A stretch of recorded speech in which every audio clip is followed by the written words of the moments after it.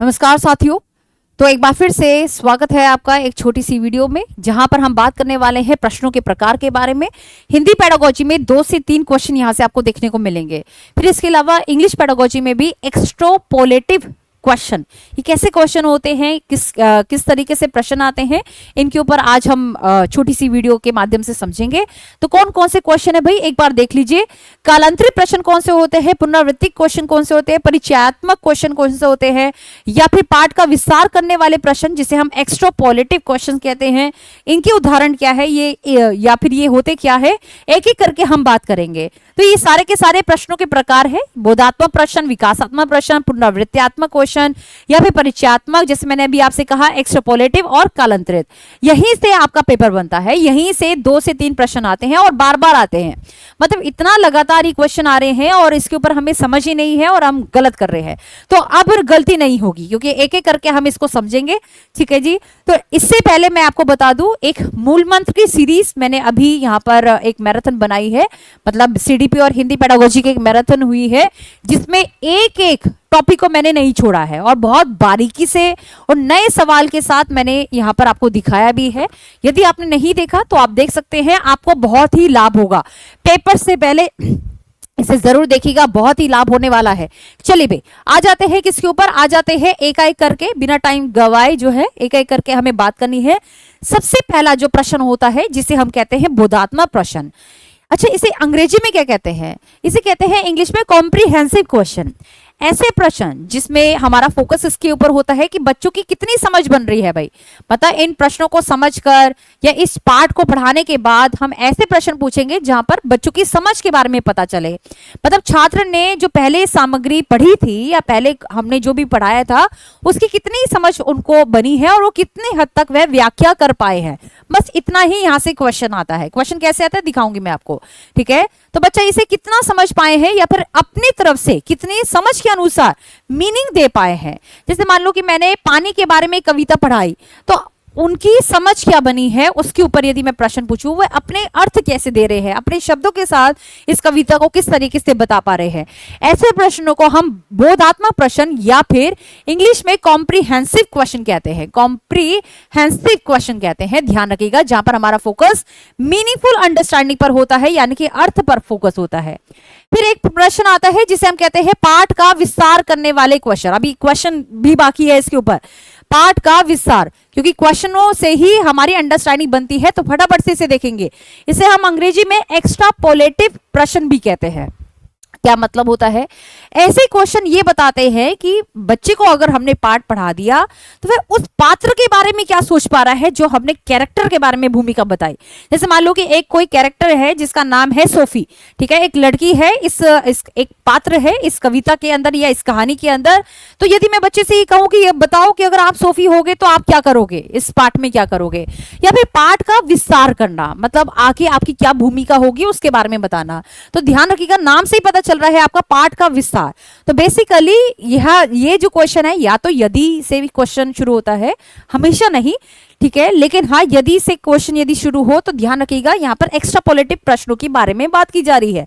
या फिर ये पूछा जाएगा कि इस कहानी में यदि आप होते तो आप क्या करते। इस कहानी में यदि इस पात्र की जगह आप होते तो आप क्या करते। कहानी में पात्र के स्थान पर यदि आप होते, पात्र के स्थान पर आप होते तो क्या करते। ठीक है जी, ऐसे क्वेश्चन पूछे जाते हैं। आइए और बात करते हैं किसके बारे में, पुनरावृत्त्यात्मक प्रश्न। ऐसे प्रश्न जिसमें पुनरावृत्ति हो, पुनरावृत्ति मतलब जिसमें बार बार दोहराव हो। ऐसे प्रश्न जिसमें हमारा फोकस क्या होता है कि बच्चों ने कितना समझा, क्या वह उसी चीज को दोबारा से दोहरा पा रहे हैं, रिपीट कर पा रहे हैं। बेसिकली हमारा जो फोकस होता है वो तथ्यों पर फोकस होता है। तथ्य मतलब फैक्ट्स के ऊपर, कि ज्यादातर हम चाहते हैं कि अच्छा ये बताओ कि महात्मा गांधी ने देश को कब आजाद किया, ऐसे इस तरीके से प्रश्न पूछ ले। या फिर ये बताइए कि 1857 की जो मतलब 1857 की क्रांति में जो भारतीय जनरल थे वे कौन थे। तो बेसिकली रिपीट, यानी कि चीजों को रिपीट करने में, दोहराव करने में या फिर स्मृति को और भी अच्छा बनाने के लिए ऐसे प्रश्न होते हैं, ध्यान रखिएगा। स्मृति को और भी यानी कि जो हमारी मेमोरी है उसको मजबूत बनाने के लिए ऐसे प्रश्न होते हैं। तो यदि इस तरीके से क्वेश्चन आ जाए तो उन्हें क्या कहते हैं, पुनरावृत्त्यात्मक प्रश्न, यानी कि ऐसे क्वेश्चन जो है रिकॉल टाइप ऑफ क्वेश्चन, अंग्रेजी में से हम रिकॉल टाइप ऑफ प्रश्न के नाम से भी जानते हैं। फिर एक होता है बच्चा कालांतरित प्रश्न। देखो इसमें तो मैं कहूंगी कि नाम से ही काम छुपा हुआ है। काल का मतलब क्या हो गया, काल का मतलब हो गया समय, यानी कि यहाँ पर किसी विशेष समय के बारे में पूछा जा रहा हो। जैसे मैं कहूं कि 1857 की क्रांति के समय पर भारत की दशा बताइए, तो यहाँ पर समय की बात आ गई। क्या आ गई, भारत की दशा के बारे में पूछ रहा है तो इसका मतलब समय की बात आ गई। ठीक है, तो ऐसे ऐसे क्वेश्चन आते हैं, यानी कि क्वेश्चन ऐसे भी आ सकता है कि बताइए कि अशोका के समय पर किस तरीके से नवरत्न जो थे वो किस तरीके से कार्य करते थे, मतलब यहाँ पर समय के बारे में पूछा जाता है। या फिर कुछ एक और तरीके से यहाँ से क्वेश्चन आता है, मतलब कुछ समय बाद, जैसे मान लो मैंने कोई पाठ पढ़ा दिया, कुछ समय बाद मैं बच्चों से प्रश्न पूछ रही हूँ, तो यहाँ से भी क्वेश्चन आता है कि हम बच्चे को मौन पठन के बाद पहले चुप होने के लिए अवसर देते हैं, पाठ को पढ़ाया, फिर बच्चों को कहा कि आप इसे अच्छे से देखिए, अच्छे से मौन पठन कीजिए, मतलब चुप होके इसको पढ़िए समझिए, फिर उसके बाद क्वेश्चन पूछा जाता है। तो एक इसकी विशेषता ये भी हमें देखने को मिलती है, लेकिन सिर्फ एक ही विशेषता नहीं होती, लोग यहीं पर कंफ्यूज हो जाते हैं कि बस यही विशेषता होती है। नहीं, ऐसा नहीं है, किसी पर्टिकुलर टाइम के बीच में, मतलब टाइम के बारे में पूछा जा रहा है तो वहां से भी क्वेश्चन आता है। जैसे मुगलों के समय पर किस तरीके से भारत की दशा थी, मान लो कि मैंने कुछ ऐसा प्रश्न पूछ लिया, तो ये कालांतरित प्रकार के प्रश्न होते हैं। ठीक है जी। फिर एक आता है परिचयात्मक प्रश्न। परिचय का मतलब क्या होता है, जैसे मान लो कि मैं कहूं कि आप अपना परिचय बताइए, आप है कौन, आप अपना नाम के साथ परिचय बताएं, तो इसका मतलब क्या है, मैं ये हूं, मैं यहाँ रहती हूँ, ये काम करती हूँ, आप ऐसे बताओगे ना। तो बेसिकली परिचय मतलब होता है इंट्रोडक्शन। क्या कहेंगे आप लोग, इंट्रोडक्शन होता है। जैसे मान लो मैं कहूँ कि महात्मा गांधी जी के बारे में बताएं, तो महात्मा गांधी का पूरा परिचय आप दे दोगे। महात्मा गांधी की जीवनी के बारे में बताइए, क्वेश्चन ज्यादातर ऐसे आता है, महात्मा गांधी की जीवनी के बारे में बताएं, है ना, तो इस तरीके से क्वेश्चन आता है। या भगत सिंह के बारे में बताइए, तो परिचय दीजिए, तो इस तरीके से क्वेश्चन आता है। ठीक है जी। चलिए एक एक करके हम बात करते हैं क्वेश्चनों के ऊपर, क्योंकि अभी हमने समझा और देखे कितना हम लगा पा रहे हैं। एक छोटा सा क्वेश्चन आपके सामने आता है, बताइए इस प्रश्न का उत्तर क्या होगा। नीचे दिए गए प्रश्नों को पढ़ें और पता करें कि यह प्रश्न किस प्रारूप यानी कि किस टाइपोलॉजी का है।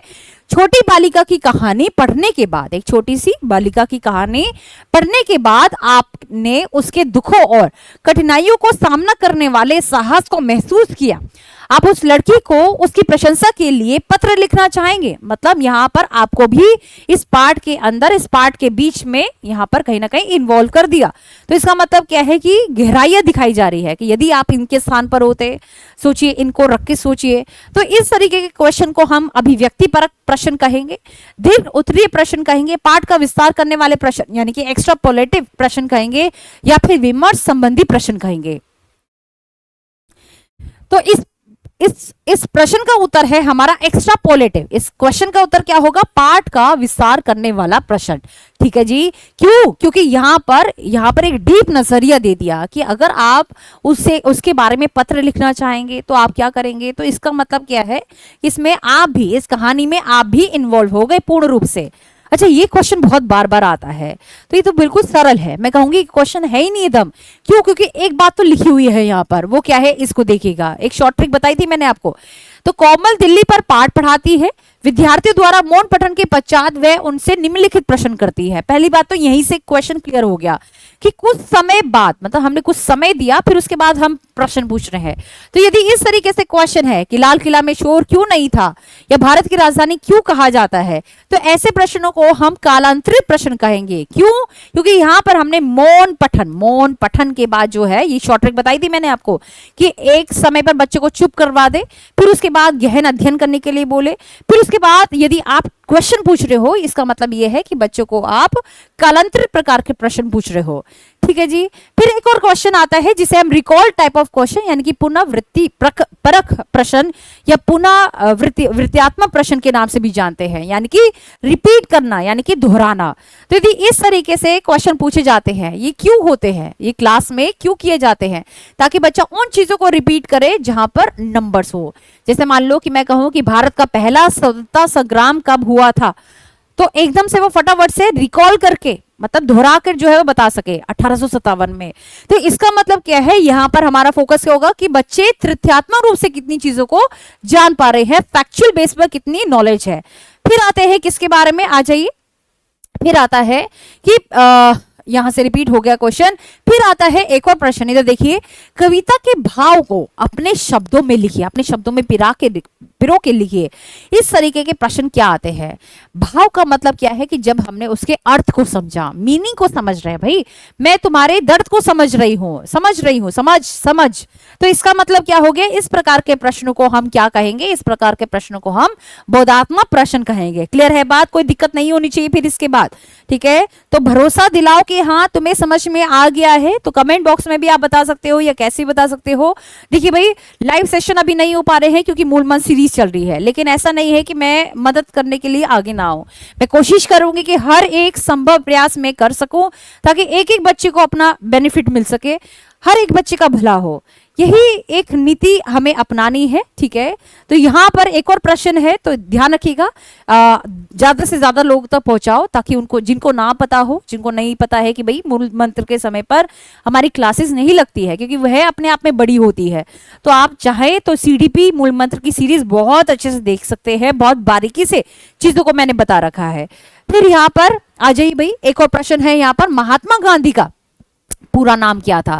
मतलब ऐसे छोटे छोटे जो क्वेश्चन है, रिकॉल टाइप ऑफ क्वेश्चन, जिसमें हमारा फोकस इसके ऊपर होगा, फैक्ट्स के ऊपर होगा। तो ऐसे प्रश्नों को हम दोबारा से पुनरावृत्त्यात्मक या पुनरावृत्ति परक नाम से जानेंगे। मतलब यह क्वेश्चन जो है रिकॉल टाइप ऑफ क्वेश्चंस होते हैं।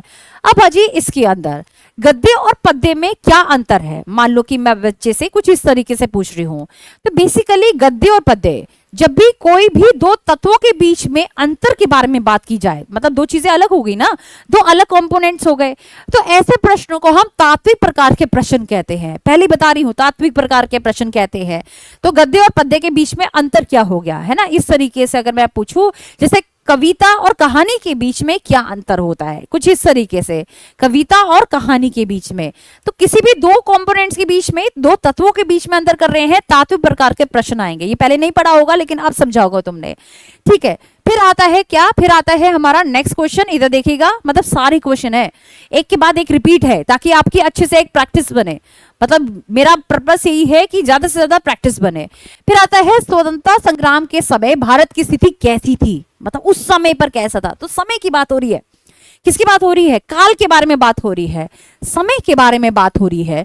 तो जब उस समय पर कैसी परिस्थिति थी, अशोक के समय पर कैसी परिस्थिति थी, मुगल साम्राज्य के समय पर कैसी परिस्थिति थी। ठीक है, भारत देश जब आजाद हुआ था तब भारत की स्थिति क्या थी, तो उस समय की बात हो रही है। तो ध्यान रखिएगा, जब समय के ऊपर बात आ जाए, गहन तरीके से कालांतरित प्रकार के प्रश्न होते हैं। क्या होते हैं ये, कालांतरित प्रकार के प्रश्न होते हैं। ठीक है जी। फिर आता है तुलसी दास के बारे में, जीवन के बारे में जीवनी लिखिए, मतलब कुछ इस तरीके से प्रश्न आ जाए। तात्विक प्रकार के प्रश्न कहोगे, विश्लेषणात्मक प्रकार के प्रश्न कहोगे, परिचयात्मक प्रश्न कहोगे, कि कोई नहीं इतना डिटेल में पढ़ाएगा, पढ़ा भी होगा ना, तो इतना डिटेल में इस तरीके से सारे ऑप्शन के साथ नहीं पढ़ा होगा, कालांतरित बता दिया होगा क्योंकि वही प्रश्न में आया। ऐसा नहीं है, हमें सारी चीजों के ऊपर एक अच्छी सी पकड़ रखनी है। सीटेट में कहीं से भी क्वेश्चन पूछ रहे हैं, वह सीटेट नहीं है जो पहले आया करता था। याद रखिएगा, सीटेट का माहौल, सीटेट का पेपर, दशा सब चेंज हो गया है। ठीक है, और रिजल्ट भी चेंज हो गया है, अब और भी कम आता है। तो कारण यही है कि अच्छे से तैयारी नहीं हो पाती है, ये सारी चीजों को हम कवर नहीं कर पाते हैं। तो तुलसीदास के जीवनी के बारे में बताइए, यानी कि परिचय के बारे में बताइए। तो सही उत्तर क्या होगा, यहाँ पर सही उत्तर होगा हमारा third would be the correct answer of this question. अब आता है हमारा नेक्स्ट क्वेश्चन, इधर देखिएगा। एक युवा लड़के की कहानी पढ़ने के बाद जो एक ऊंची शाखा पर फंसे अपने पालतू पक्षी को बचाने के लिए ऊंचाई के डर पर काबू पाता है। आप उसके साहस और दृढ़ संकल्प से प्रेरित होते हैं और आप कहानी में बहादुरी के विषय पर चर्चा करते हुए एक लघु निबंध लिख रहे हैं। तो यदि इस तरीके से प्रश्न आए तो ये क्या होगा, इसका उत्तर जो है कमेंट बॉक्स में बताइएगा।